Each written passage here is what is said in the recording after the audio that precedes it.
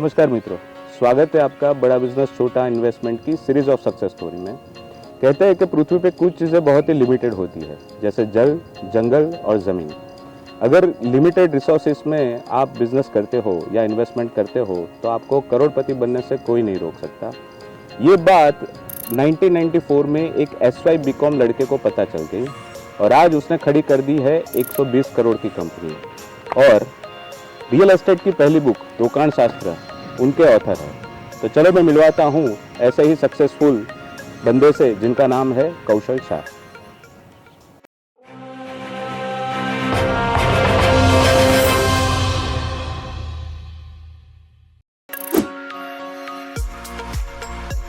कौशल शाह का जन्म एक धनी जैन परिवार में 1973 में अहमदाबाद में हुआ था। उनके पिता श्री अरविंद भाई शाह, जिनकी बजाज के पार्ट्स बनाने की फैक्ट्री थी, उस समय पे ये उनका मोनोपोली का बिजनेस था। पर 1989 में कुछ कारणों की वजह से ये बिजनेस लॉस में गया और उनको ये बिजनेस बंद करना पड़ा। आर्थिक स्थिति खराब होने की वजह से कौशल भाई को पढ़ाई के साथ ही कमाने की जरूरत पड़ गई।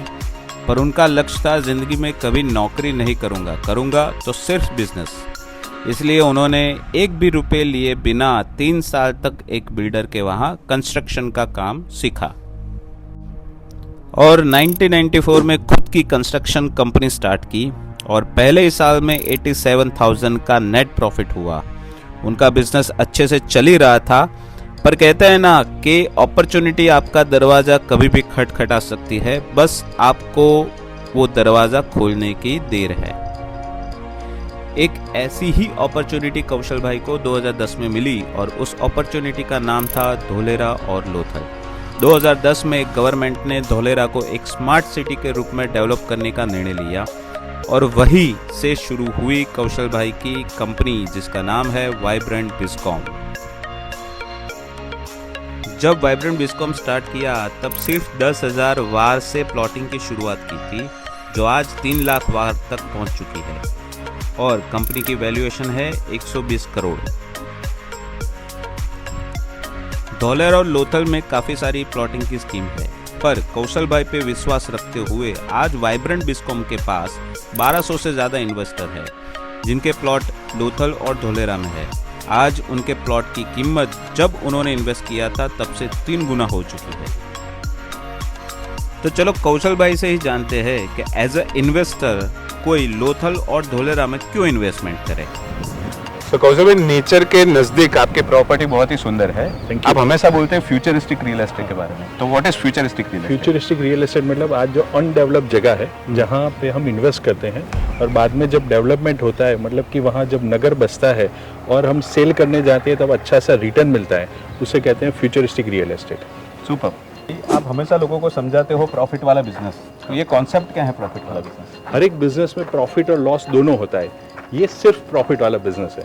हर एक व्यक्ति के 3 सपने होते हैं, एक खुद की ज़मीन हो, एक खुद की क्लब मेंबरशिप हो।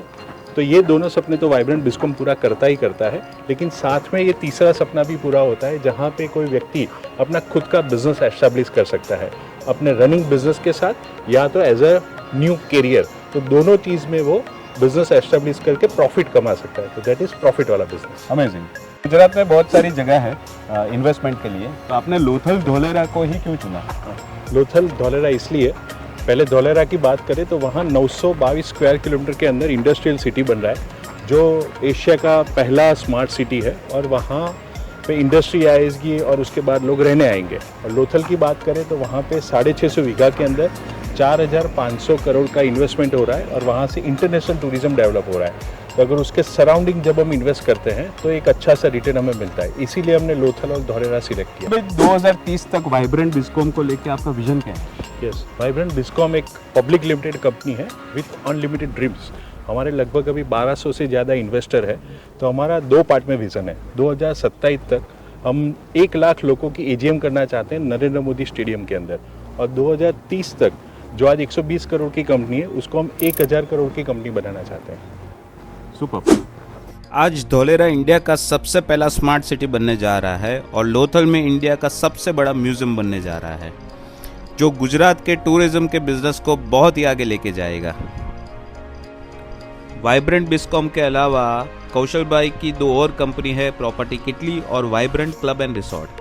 2030 तक उनको अपनी कंपनी के वैल्यूएशन को 1000 करोड़ तक पहुंचाना उनका लक्ष्य है। दोस्तों, अगर रियल एस्टेट में लंबे समय तक अगर इन्वेस्टमेंट करते हो तो आपको करोड़पति बनने से कोई नहीं रोक सकता। शायद इसीलिए इसको रियल एस्टेट बोलते हैं। तो चलो मिलते हैं बड़ा बिजनेस छोटा इन्वेस्टमेंट की सीरीज ऑफ सक्सेस स्टोरी के नेक्स्ट हीरो से अगले एपिसोड में। तब तक के लिए जय हिंद।